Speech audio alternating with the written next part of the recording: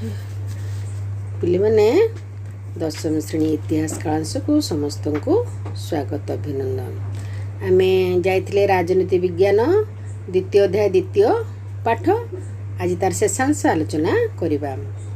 ଏଥିରେ ଦେଖିବା ନିର୍ବାଚନ ପ୍ରକ୍ରିୟା ଓ ନିର୍ବାଚନ ଆୟୋଗ ସମ୍ବନ୍ଧରେ। ନିର୍ବାଚନ ପ୍ରକ୍ରିୟାର ବିଭିନ୍ନ ପର୍ଯ୍ୟାୟ ରହିଛି। ସେ ପର୍ଯ୍ୟାୟ ଗୁଡ଼ିକ ଆମେ ସଂକ୍ଷେପରେ ଆଲୋଚନା କରିବା। ପ୍ରଥମେ ନିର୍ବାଚନ ମଣ୍ଡଳୀର ସୀମା ନିର୍ଦ୍ଧାରଣ ରହିଛି। ଲୋକସଭାର 543ଟି ସ୍ଥାନ ପାଇଁ ସମଗ୍ର ଦେଶକୁ 543ଟି ଏକ ସଦସ୍ୟ ବିଶିଷ୍ଟ ନିର୍ବାଚନ ମଣ୍ଡଳୀରେ ବିଭକ୍ତ କରାଯାଇଛି। ଜନସଂଖ୍ୟାକୁ ଆଧାର କରି ନିର୍ବାଚନ ମଣ୍ଡଳୀ ସ୍ଥିର କରାଯାଇଛି। ପ୍ରତ୍ୟେକ ଜନଗଣନା ପରେ ନିର୍ବାଚନ ମଣ୍ଡଳୀର ସୀମା ପୁନଃନିର୍ଦ୍ଧାରିତ ହୋଇଥାଏ। ଲୋକସଭା ନିର୍ବାଚନ ପାଇଁ ଉଦ୍ଦିଷ୍ଟ ଗୋଟିଏ ନିର୍ବାଚନ ମଣ୍ଡଳୀ ଏକାଧିକ ରାଜ୍ୟ ବିଧାନସଭା ନିର୍ବାଚନ ମଣ୍ଡଳୀକୁ ନେଇ ଗଠିତ। ଓଡ଼ିଶାର 147ଟି ବିଧାନସଭା ନିର୍ବାଚନ ମଣ୍ଡଳୀକୁ 21ଟି ଲୋକସଭା ନିର୍ବାଚନ ମଣ୍ଡଳୀର ଅନ୍ତର୍ଭୁକ୍ତ କରାଯାଇଛି। ତାପରେ ଦେଖିବା ଆମେ ମତଦାତାଙ୍କର ପୂର୍ଣ୍ଣାଙ୍ଗ ନାମ ତାଲିକା ପ୍ରସ୍ତୁତି ସମ୍ବନ୍ଧରେ ଆଲୋଚନା କରିବା। ନିର୍ବାଚନ ହେବା ପୂର୍ବରୁ ପ୍ରଥମେ କ'ଣ ହୁଏ ନା ଭୋଟର ତାଲିକା ଯେଉଁ ଥାଏ ତାକୁ ସଂଶୋଧନ କରାଯାଏ। ସେଥିରେ 18 ବର୍ଷରୁ ଉର୍ଦ୍ଧ୍ୱ ବୟସ୍କ ବ୍ୟକ୍ତିଙ୍କ ନାମ ଅନ୍ୟ ବିବରଣୀ ସବୁ ଉଲ୍ଲେଖ କରାଯାଏ। ମୃତ ବ୍ୟକ୍ତିଙ୍କର ନାମ ତାଲିକାରୁ କାଟି ଦିଆଯାଏ। ଭୋଟର ତାଲିକାରେ ଥିବା ଭୋଟରମାନେ ହିଁ ସେମାନଙ୍କର ମତଦାନ କରିଥାନ୍ତି। ତାପରେ ବିନ୍ଦୁ ଦେଖିବା ଆମେ ନିର୍ବାଚନ କାର୍ଯ୍ୟକ୍ରମ ଘୋଷଣା ଏବଂ ରିଟର୍ଣ୍ଣିଂ ଅଫିସର ଓ ନିର୍ବାଚନ ପ୍ରକ୍ରିୟାରେ ସମ୍ପୃକ୍ତ ଅନ୍ୟ କର୍ମଚାରୀଙ୍କ ନିଯୁକ୍ତି ସମ୍ବନ୍ଧରେ। ସେ ବିନ୍ଦୁ ଉପରେ ଆମେ ଦେଖିଲେ ଆଲୋଚନା କରିବା। ରାଷ୍ଟ୍ରପତିଙ୍କ ନିର୍ଦ୍ଦେଶ କ୍ରମେ ନିର୍ବାଚନ ଆୟୋଗ କେନ୍ଦ୍ର ଓ ରାଜ୍ୟ ସରକାରଙ୍କ ସହିତ ବିଚାର ବିମର୍ଶ କରି ଲୋକସଭା ପାଇଁ ସାଧାରଣ ନିର୍ବାଚନର ନିର୍ଦ୍ଦିଷ୍ଟ ତାରିଖ ଦିନ ଘୋଷଣା କରନ୍ତି। ରାଜ୍ୟ ବିଧାନସଭା କ୍ଷେତ୍ରରେ ରାଜ୍ୟପାଳଙ୍କର ଆଦେଶ ମତେ ନିର୍ଦ୍ଦିଷ୍ଟ ତାରିଖ ଦିନ ଘୋଷଣା କରାଯାଏ। ପିଲେ ମନେ ରଖ, ଏଗୁଡ଼ିକ ସବୁ ବିନ୍ଦୁ ଭିତ୍ତିକ ନୋଟ୍ କରିଦେଇଛି, ତାକୁ ଘୋଷିବ, ମନେ ରଖିବ। ପ୍ରାର୍ଥୀମାନଙ୍କ ଦ୍ୱାରା ନାମାଙ୍କନ ପତ୍ର ଦାଖଲର ତାରିଖ, ପ୍ରାର୍ଥୀପତ୍ର ଯାଞ୍ଚର ତାରିଖ ଏବଂ ପ୍ରାର୍ଥୀପତ୍ର ପ୍ରତ୍ୟାହାର, ମତଦାନ ତାରିଖ ଏବଂ ମତ ଗଣନା ତାରିଖ ମଧ୍ୟ ନିର୍ବାଚନ ଆୟୋଗ ଘୋଷଣା କରନ୍ତି। ମନେ ରଖ, ନିର୍ବାଚନ ଆୟୋଗ କ'ଣ କ'ଣ ଘୋଷଣା କରନ୍ତି। ପ୍ରତ୍ୟେକ ନିର୍ବାଚନ ମଣ୍ଡଳୀ ପାଇଁ ଜଣେ ରିଟର୍ଣ୍ଣିଂ ଅଫିସର ଓ 3 ଜଣ ନିରପେକ୍ଷ ପରିଦର୍ଶକଙ୍କୁ ନିର୍ବାଚନ ଆୟୋଗ ନିଯୁକ୍ତ କରିଥାନ୍ତି। ନିର୍ବାଚନ ପରିଚାଳନା ପାଇଁ ପ୍ରିଜାଇଡିଂ ଅଫିସର ଓ ପୋଲିଂ ଅଫିସରମାନଙ୍କୁ ନିଯୁକ୍ତ କରାଯାଏ। ତାପରେ ଦେଖିବା ବିନ୍ଦୁ ପ୍ରାର୍ଥୀ ମନୋନୟନ। ପ୍ରତ୍ୟେକ ମତଦାତାଙ୍କର ନିର୍ବାଚନରେ ପ୍ରାର୍ଥୀ ହେବାର ଅଧିକାର ରହିଛି। ସର୍ବନିମ୍ନ ବୟସ ଅନ୍ୟ 25 ବର୍ଷ ହେବା ଆବଶ୍ୟକ। ଦଳୀୟ ପ୍ରାର୍ଥୀମାନଙ୍କୁ ରାଜନୈତିକ ଦଳ ପକ୍ଷରୁ ଦଳୀୟ ଟିକେଟ୍ ମିଳେ। ତାପରେ ବିନ୍ଦୁ ହେଲା ନାମାଙ୍କନ ପତ୍ର ଦାଖଲ କରାଯିବ କେମିତି।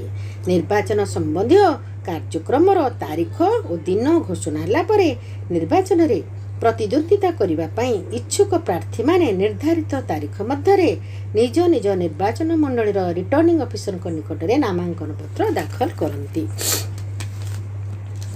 ପ୍ରତି ନାମାଙ୍କନ ପତ୍ରରେ ପ୍ରତ୍ୟେକ ପ୍ରାର୍ଥୀଙ୍କର ନାମକୁ ଅନ୍ୟ ଜଣେ ମତଦାତା ପ୍ରସ୍ତାବ କରିବେ ଏବଂ ଆଉ ଜଣେ ମତଦାତା ସମର୍ଥନ କରିବେ। ପ୍ରାର୍ଥୀ ନିଜେ ନିଜର ସମ୍ମତି ପ୍ରଦାନ ପୂର୍ବକ ଏଥିରେ ସ୍ୱାକ୍ଷର ପ୍ରଦାନ କରିବେ। ମନେ ରଖ। ତାପରେ ବିନ୍ଦୁ ଆମେ ଦେଖିବା ଅମାନତ ଅର୍ଥ ରାଶି ଦାଖଲ। ପ୍ରତ୍ୟେକ ପ୍ରାର୍ଥୀ ନାମାଙ୍କନ ପତ୍ର ଦାଖଲ କରିବା ସମୟରେ ଏକ ନିର୍ଦ୍ଦିଷ୍ଟ ପରିମାଣର ଅର୍ଥ ଅମାନତ ଭାବରେ ଦାଖଲ କରିଥାନ୍ତି।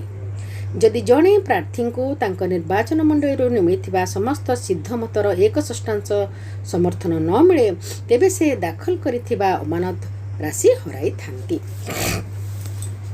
ଦେଖ ନାମାଙ୍କନ ପତ୍ର ଯାଞ୍ଚ ସମ୍ବନ୍ଧରେ। ପ୍ରାର୍ଥୀପତ୍ର ଯାଞ୍ଚ ସମୟରେ ପ୍ରାର୍ଥୀମାନଙ୍କର ଯୋଗ୍ୟତା ଓ ନିୟମ ମୁତାବକ ସମସ୍ତ କାଗଜପତ୍ର ଦାଖଲ ହୋଇଛି କି ନାହିଁ ତାହା ସବୁ ଯାଞ୍ଚ କରାଯାଏ। ତାପରେ ବିନ୍ଦୁ ଆସିଲା ପ୍ରାର୍ଥୀପତ୍ର ପ୍ରତ୍ୟାହାର ଚୂଡ଼ାନ୍ତ ନାମ ତାଲିକା ଘୋଷଣା।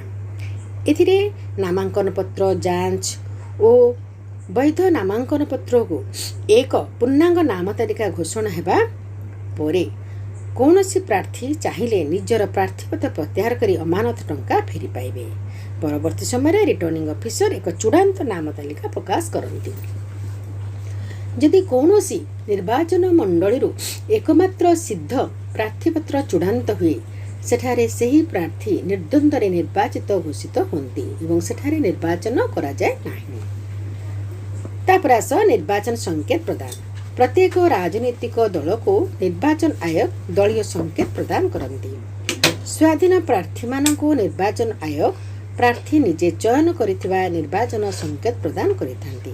ଏ କ୍ଷେତ୍ରରେ ନିର୍ବାଚନ ଆୟୋଗର ନିଷ୍ପତ୍ତି ଚୂଡ଼ାନ୍ତ ହୋଇଥାଏ। ତାପରେ ଦେଖିବା ଆମେ ନିର୍ବାଚନ ପ୍ରଚାର ଅଭିଯାନ। ନିର୍ବାଚନ ପ୍ରଚାର ପାଇଁ ପ୍ରାୟ 15 ଦିନ ସମୟ ମିଳିଥାଏ।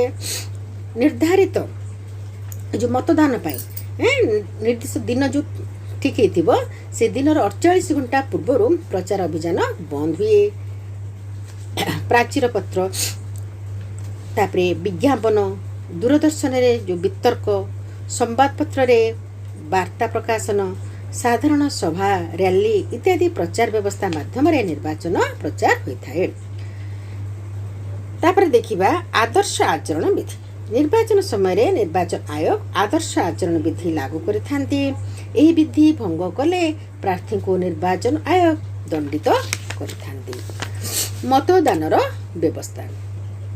ନିର୍ବାଚନ ପାଇଁ ମତଦାନ ତାରିଖ, ସମୟସୀମା ନିର୍ବାଚନ ଆୟୋଗଙ୍କ ଦ୍ୱାରା ସ୍ଥିର ହୋଇଥାଏ। ପ୍ରତ୍ୟେକ ନିର୍ବାଚନ ମଣ୍ଡଳୀରେ ଏକାଧିକ ମତଦାନ କେନ୍ଦ୍ର ଥାଏ। ମତଦାନ କେନ୍ଦ୍ରଠାରୁ 100 ମିଟର ମଧ୍ୟରେ ନିର୍ବାଚନ ପ୍ରଚାର ନିଷିଦ୍ଧ। ମତଦାନ କେନ୍ଦ୍ରକୁ ପରିଚାଳନା କରିବା ପାଇଁ ଜଣେ ପ୍ରିଜାଇଡିଂ ଅଫିସର ଓ ଏକାଧିକ ପୋଲିଂ ଅଫିସର ନିଯୁକ୍ତ ହୋଇଥାନ୍ତି। ପ୍ରାର୍ଥୀମାନଙ୍କର ପ୍ରତିନିଧି ମଧ୍ୟ କେନ୍ଦ୍ରରେ ଉପସ୍ଥିତ ରହନ୍ତି। ମତଦାତାମାନେ ନିର୍ଦ୍ଧାରିତ ସମୟ ସୀମା ମଧ୍ୟରେ ନିଜ ନିଜର ମତଦାନ କରନ୍ତି। ସେମାନେ ନିର୍ବାଚନ ଫଟୋ ପରିଚୟ ପତ୍ର ଦ୍ୱାରା ନିଜର ପରିଚୟ ସାବ୍ୟସ୍ତ କରନ୍ତି। ମତଦାନ ପତ୍ରରେ ମତଦାତାମାନେ ମୋହର ଲଗାଇ ମତଦାନ ବାକ୍ସରେ ପକାନ୍ତି। ବର୍ତ୍ତମାନ ତୁମେ ସବୁ ଜାଣିଥିବ, ଏବେ ଇଲେକ୍ଟ୍ରୋନିକ୍ସ ଭୋଟିଂ ମେସିନ୍ ମାଧ୍ୟମରେ ସବୁ ଭୋଟିଂ କାର୍ଯ୍ୟକ୍ରମ ଚାଲିଛି। ମତଦାନ ସମୟ ସକାଳ 7 ଘଣ୍ଟିକାରୁ ଅପରାହ୍ନ 5 ଘଣ୍ଟିକା ପର୍ଯ୍ୟନ୍ତ ଚାଲୁ ରହିଥାଏ। ଭୋଟ ଗ୍ରହଣର ସମୟ ଅତିକ୍ରାନ୍ତ ହେଲା ପରେ ମତଦାନ ପେଟି ଯେଉଁଟା ରହିଛି ତାର ବାକ୍ସ ବା ଯେଉଁଟା ଆମେ କହୁଛେ EVM ଏଗୁଡ଼ିକୁ କନାରେ ବାନ୍ଧି ଯୌମୁଦ ଦେଇ ତାକୁ ସିଲ୍ କରାଯାଏ ଏବଂ ରିଟର୍ଣ୍ଣିଂ ଅଫିସରଙ୍କ ପାଖକୁ ଭୋଟ ଗଣତି ପାଇଁ ପଠାଯାଏ। ପରବର୍ତ୍ତୀ ପର୍ଯ୍ୟାୟ ହେଲା ସିଦ୍ଧ ମତ ଗଣତି ଏବଂ ଚୂଡ଼ାନ୍ତ ଫଳାଫଳ ଘୋଷଣା। ନିର୍ବାଚନ ଆୟୋଗ ସିଦ୍ଧ ମତ ଯେଉଁଟା ଗଣତି କରାଯିବାର ସ୍ଥାନ, ତାରିଖ, ଦିନ, ସମୟ ଏସବୁ ଘୋଷଣା କରନ୍ତି କି ସେ ନିର୍ବାଚନ ଆୟୋଗ। ସର୍ବାଧିକ ମତଦାତାଙ୍କର ସିଦ୍ଧ ମତ ସମର୍ଥନ ପାଇଥିବା ପ୍ରାର୍ଥୀକୁ ବିଜୟୀ ଘୋଷଣା କରାଯାଏ ଏବଂ ସାର୍ଟିଫିକେଟ୍ ପ୍ରଦାନ କରାଯାଏ। ନିର୍ବାଚନ ପ୍ରକ୍ରିୟା ସମୟରେ କୌଣସି ତ୍ରୁଟି ପରିଲକ୍ଷିତ ହେଲେ ନିର୍ବାଚନ ଫଳାଫଳକୁ ନେଇ ପ୍ରାର୍ଥୀ ରାଜ୍ୟର ଉଚ୍ଚ ନ୍ୟାୟାଳୟରେ ମକଦ୍ଦମା ମାଧ୍ୟମରେ ଅଭିଯୋଗ ଆଣିପାରିବ। ନିର୍ବାଚନ ପ୍ରକ୍ରିୟା ଚାଲୁଥିବା ସମୟରେ କୌଣସି ପ୍ରାର୍ଥୀଙ୍କର ମୃତ୍ୟୁ ଘଟିଲେ ସେହି ନିର୍ବାଚନ ମଣ୍ଡଳୀର ମତଦାନ ବନ୍ଦ ରହେ ଓ ପରବର୍ତ୍ତୀ ସମୟରେ ଭୋଟ ଗ୍ରହଣ କରାଯାଏ। କୌଣସି ନିର୍ବାଚନ ମଣ୍ଡଳୀରୁ ଜଣେ ମାତ୍ର ପ୍ରାର୍ଥୀ ପ୍ରତିଦ୍ୱନ୍ଦିତା କରୁଥିଲେ ସେ ବିନା ପ୍ରତିଦ୍ୱନ୍ଦିତାରେ ନିର୍ବାଚିତ ଘୋଷିତ ହୁଅନ୍ତି। ଏସବୁ ଗଲା ଆମର ପର୍ଯ୍ୟାୟ ସମ୍ବନ୍ଧରେ ଆଲୋଚନା। ଏବେ ଆସ ଭାରତର ନିର୍ବାଚନ ଆୟୋଗ ସମ୍ବନ୍ଧରେ ଆଲୋଚନା କରିବା, ତାଙ୍କର ଗଠନ, ତାଙ୍କର କାର୍ଯ୍ୟ ସମ୍ବନ୍ଧରେ। ଭାରତର ନିର୍ବାଚନ ଆୟୋଗ ଏକ ସମ୍ବିଧାନ ସ୍ୱୀକୃତ ସ୍ୱୟଂ ଶାସିତ ସଂସ୍ଥା। ଏହାର କାର୍ଯ୍ୟାଳୟ ନୂଆଦିଲ୍ଲୀରେ ଅବସ୍ଥିତ। ଏହି ସଂସ୍ଥାକୁ ଆମ ଦେଶରେ ମୁକ୍ତ, ଅବାଧ ତଥା ସ୍ୱଚ୍ଛ ଏବଂ ନିର୍ମଳ ନିର୍ବାଚନ ସମ୍ପାଦନ କରିବାକୁ ଅନେକ ସାମ୍ବିଧାନିକ କ୍ଷମତା ପ୍ରଦାନ କରାଯାଇଛି। ନିର୍ବାଚନ ଆୟୋଗର ଗଠନ ବିଷୟରେ ଆଗ ଆଲୋଚନା କରିବା, ତାପରେ ତାର କ୍ଷମତା କାର୍ଯ୍ୟାବଳୀକୁ ଯିବା। ଗଠନ କ'ଣ ନା ଭାରତୀୟ ସମ୍ବିଧାନରେ 324 ଧାରାରେ ଏକ 3 ସଦସ୍ୟ ବିଶିଷ୍ଟ ନିର୍ବାଚନ ଆୟୋଗର ଗଠନ ସମ୍ପର୍କରେ ସୂଚନା ପ୍ରଦାନ କରାଯାଇଛି। ଜଣେ ମୁଖ୍ୟ ନିର୍ବାଚନ ଆୟୁକ୍ତ, 2 ଜଣ ନିର୍ବାଚନ ଆୟୁକ୍ତଙ୍କୁ ନେଇ ଏହି ସଂସ୍ଥା ଗଠିତ। ସେମାନଙ୍କୁ ଭାରତର ରାଷ୍ଟ୍ରପତି ନିଯୁକ୍ତି ପ୍ରଦାନ କରନ୍ତି। ମନେ ରଖ, ଏହି ପଦବୀରେ ଜଣେ ଆୟୁକ୍ତ 6 ବର୍ଷ ପାଇଁ ରୁହନ୍ତି। ତାଙ୍କର ସର୍ବାଧିକ ବୟସ ସୀମା 65 ବର୍ଷ ପର୍ଯ୍ୟନ୍ତ ସେ ରହିପାରିବେ। ସଂସଦର ପ୍ରତ୍ୟେକ ସଦନର ସ୍ୱତନ୍ତ୍ର ସଂଖ୍ୟାଗରିଷ୍ଠ ସାଂସଦଙ୍କ ସମର୍ଥନରେ ମୁଖ୍ୟ ନିର୍ବାଚନ ଆୟୁକ୍ତ ପଦଚ୍ୟୁତ ହୋଇପାରିବେ। ନିର୍ବାଚନ ଆୟୋଗଙ୍କର ଅନ୍ୟ ଆୟୁକ୍ତ ଦ୍ୱୟ ମୁଖ୍ୟ ଆୟୁକ୍ତ ଦ୍ୱୟଙ୍କ ବିନା ଅନୁମୋଦନରେ ରାଷ୍ଟ୍ରପତିଙ୍କ ଦ୍ୱାରା ପଦଚ୍ୟୁତ ହୋଇପାରିବେ। तापर आस निर्वाचन आयोगर क्षमता एवं कार्यावली संबंध में आलोचना करबा।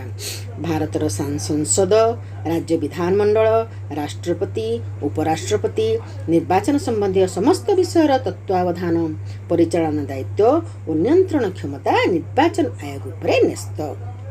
द्वितीय बिंदु देखिबा मतदाता माननको निर्वाचन फोटो परिचय पत्र, निर्वाचन तारीख और तत्संपर्कित कार्यसूची विषय रे विज्ञप्ति निर्वाचन आयोग जारी करिथांती।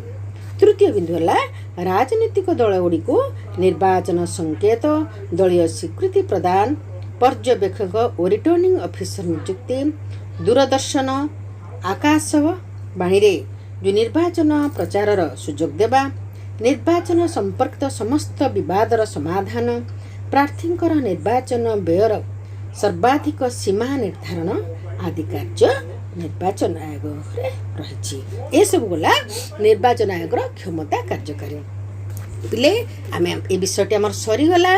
यार प्रश्नोत्तर सब कर जो बही जो प्रश्न देती मन रख, बही प्रश्नर समस्त प्रश्न उत्तर कर।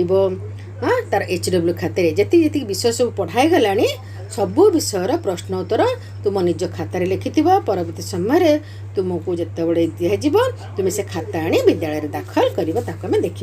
बर्तमान तुम कम है कौन तुम्हें ताको लिख घोषिब मन रखा। आज आमर ये कालांश ये रखा। परवर्ती पर्यायर आम आलोचना करवा विभिन्न विषय को लेकिन आम धीरे धीरे आलोचना करवा नोट माध्यम। धन्यवाद। रही।